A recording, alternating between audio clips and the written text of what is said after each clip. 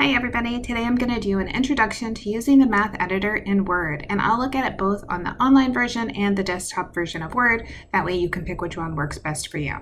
If you want to use the online version, you need to navigate to your Office 365 and click on the dots in the upper left-hand corner, and that will open up all the applications available. We are going to select Word to get started. I'm going to use 30 plus 9 times parentheses 8 minus 5 to the power 4 minus 20 divided by 2 squared to show you how to use the equation editor. So to type in the equation, I'm going to start by hitting Insert and then select Equation. So in the equation tool, you want to type into this blank open space at the top. So let's start by putting in 30, then the normal plus sign. Then I'm going to do 9 parentheses 8 minus 5, close the parenthesis, and now I need to do the power 4. There are 2 ways to do the power 4. You can hit Shift and then the number 6. That makes it go up to the exponent, and you can type in a 4. Or you can use the structures, and you can see the superscript here, which will make it go up also, so we can hit the 4. Important, once you go up, you need to come back down. Easiest way to do that is push your arrow over. See how it came back out of the exponent. Now I'm going to hit minus 20. To get the divide by sign, I go to the symbols, and you start looking through the rows, and you can see it's on the second row.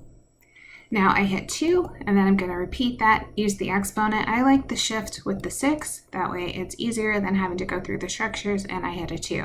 So not too bad to enter this all in, and I'm going to hit Insert on Page, and you can see my equation. As you go to simplify, so if you have something that asks you to show steps, so let's go to the next line. Say I did my first step, which was 8 minus 5. I can go back to this equation that I had before, and I can say, oh, well, I know 8 minus 5 is 3. I can insert on page. And then I didn't have to retype the whole equation again. So it is kind of nice that I have some of the information and I can do little steps as I want to. So let's say next I wanted to say, oh, 2 squared is 4. So I could take that 2 squared off, insert the 4, and then say insert this on the page. So it's a nice way to do a step at a time and not have to start from the beginning. So I do like that part of the online tool. So the second way I want to show you how to do this is just using my desktop version of Word. So I open Word on my computer, added a new blank page, put in the same expression I had last time, and I'm just going to start working on this. I'll hit Insert just like I did on the online version of Word, and now I can see equation is way over on the right, and I start typing. So I have 30 plus 9 times 8 minus 5, close parenthesis. Again, I can hit the Shift with the 6 to get the up arrow, and then a 4. When I hit space, then it moves it up to the exponent. Then I can do minus 20. Here I can see all of my tools for my different symbols. So I'm going to hit the divide by, and then I have 2. And let me show you, I could do my powers this way by hitting the scripts. When you do it that way, you do have to pick the superscript before you start. So watch, I need to go back and take that 2 away and put it in as 2 squared.